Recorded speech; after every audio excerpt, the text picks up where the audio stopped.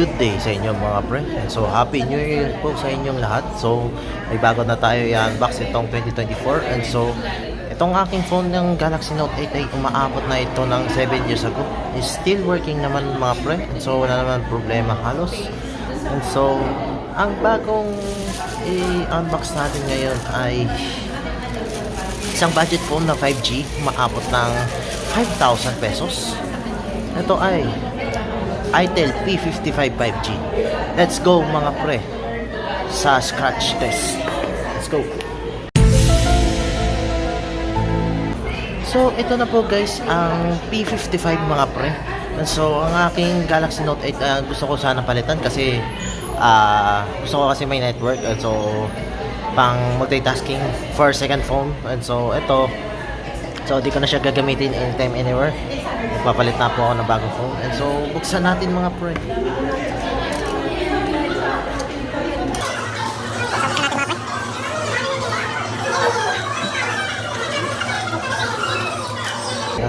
So ito na guys ang Itel P55. So yan guys, P55 5G. And so tignan natin kung ano sa loob mga pre.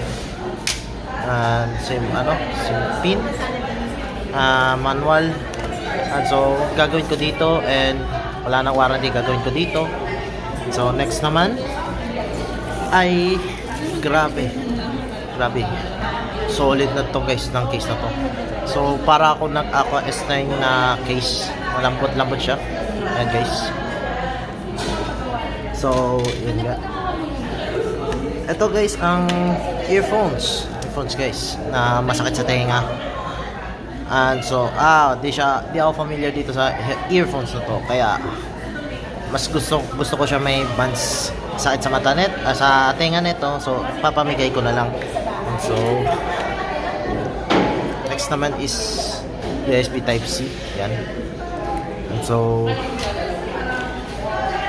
ito guys ang hindi ko alam kung ilan na to, 240 volts. And so okay, 18 watts charger. Yan. So ito guys, wala na itong laman. So bago yun tayo magsimula mga pre, ito na po ang P55. Yan. Itsura ng P55. Yan.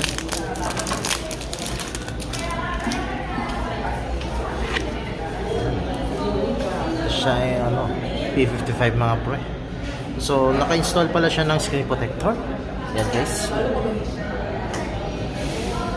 So ito na guys, buti na lang hindi siya Android Go, and okay naman siya. So titesting natin yung fingerprints, kaskasin natin ang fingerprints mamaya. So wait natin ng mga ilang segundo.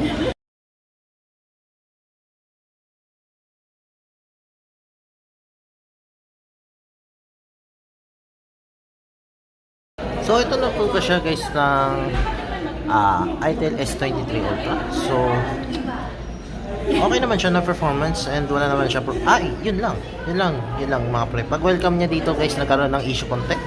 So may pagkalag lang siya dahil lang sa, not sure kung ilan RAM nito guys. Ito siya guys ang specification, 6GB of RAM. So kailangan to guys nakapatay ang virtual RAM. Wait lang. Okay, sige, patay natin ng virtual RAM. Yan, naka-reboot naman. So guys, take note guys wag na kayong gumamit ng virtual RAM kasi nakakalag po ito ng phone ito guys. Waiting for the reboot for the Itel P55.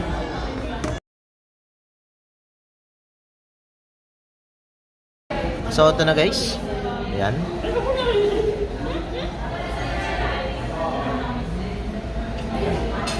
Napapansin nyo guys ay 6GB RAM na siya dahil pinatay ko ang virtual RAM kasi dun na siya. Yung umpisa pa lang guys, naglalag na yung phone ng una kong yan. Tinanggal ko na po siya guys kasi nakakasira po ng eMMC nito. So Dimensity 810 to mga pre. And so 6080, so pares lang silang dalawa. So starting muna tayo sa tatanggalin natin screen protector mga pre. So, yan na nagpapagasgas nito pag tumagal. And so, tetestingin natin ang camera. And so, ang camera nito is wala naman problema. So, Gorilla Glass talaga siya ang dating. And so, testingin natin ang frame mismo. So, plastic ang dating. Yan guys, plastic. Yan, plastic yung dating niya guys. And so, yung dito yung buttons naman guys, testing natin is plastic. Yan. Ito siya guys, plastic. Plastic ang ano niya. Tapos sa bandang dito naman, speaker, earpiece speaker is made from plastic. Lahat sa gilid. Tapos ang USB-C speaker, ito guys. Yan, ganun rin. It's made from plastic. Yan. Siya guys, made from plastic daw guys. Earphone jack, testing natin mga pre. It's made from plastic. And so yung USB-C, testing natin yung gilid. So confirm lahat plastic. And so testing natin guys na yan. So ito guys, na SIM tray. Not sure kung pwede siya tong magiging waterproof itong SIM tray natin mga pre. And so pwede siya ma-install ng micro SD card tsaka dual SIM slots. Ayan, hybrid. Kumbaga iisa na siya ng lagayan. So tignan natin dito. Yan mga pre. Ito. Itong gantong protector na to ay nilagyan ng ganito para iwas mapasukan ng tubig. And so na-slice ko, wala naman problema. So yun, ito na siya guys. Kaya nilagyan ng ganito para di mapasukan ng tubig. Yan. And so sa SIM tray dito guys is made from plastic. Ayan. So SIM tray niya guys. Ayan. Made from plastic. Tapos dito sa sides, ayan, plastic. Yan guys. And so, tetestin natin guys ang camera nito guys kung gaano siya itsura. So ito guys, ayan. So 50 megapixel camera. So ito siya guys ang pinakamalaki. So bubuksan natin pagkatapos ito.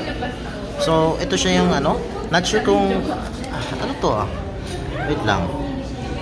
50 megapixel lang AI camera. And so ano to, doon natin malalaman itong small. Oh shit. Shit. Dito pa lang guys. Dito pa lang guys. Plastic na. Dito pa lang siya guys, hindi pa.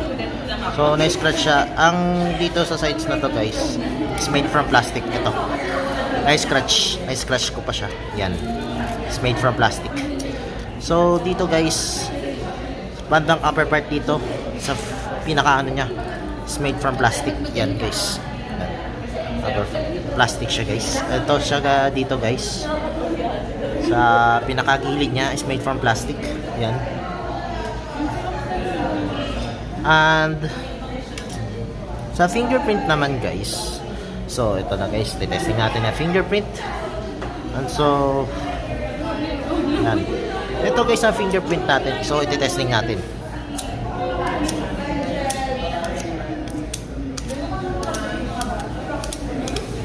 Scratch natin yung fingerprint. Ako nag-una para ako magdudulo sa Kung nare-readable or not. Okay, sige. Punta tayo sa fingerprint. So, testing natin. Add fingerprint. Okay, next. So, readable siya guys. Kahit na scratch ko pa rin. Ito guys. Yan guys. Readable na kahit na scratch ko siya. Yan. Tingnan nyo guys. Na-scratch ko na siya ang aking fingerprint. Yan. 0.5 kasi ito. Yan. Ito guys. Na-scratch ko na siya. So, scratch natin ng konti. Yan. Scratch natin siya. And so guys, good works. 100% working. Yan. Working yung fingerprint natin, nakaka-scratch. Kaya good job. Good job, Idol. And good sound performance nito So, nagkaroon ako ng first time na phone na goods ang fingerprint. So, wala naman problema. Bago nga pala yung likod pala mga pre. So, tetesting natin yung likod. Ang likod natin is made from plastic. Yan, scratchable. Na-scratch siya. Yan. So guys, napapansin nyo guys, may scratch na. May scratch. Yan. So may design na siya ng power. Yan. Ito siya guys. Na-scratch naman ng power. So yan. Na-scratch siya. Yan. So yan. Na-scratch na. Pero dito guys, try natin kung na-scratch. Yan.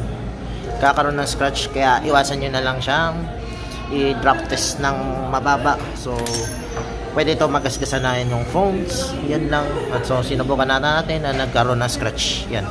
So explain ko lang sa inyo kung bakit mahirap maghanap ng LCD na itong Itel na to. So guys, supplier na ito guys ay nasa China at limited ang spare parts nito. Limited ang spare parts itong Itel. So bira na lang makahanap ng original LCD. So guys, paalala lang guys, ingatan po itong Itel na to kasi isang beses lang to magkakaroon sila ng LCD at sobrang hirap hanapan. And so mamaalam na ako mga pre. So maraming salamat and happy new year sa inyong lahat. So pangkape lang mga pre, pangkape. Scan lang ang QR code, yun lang. Maraming salamat.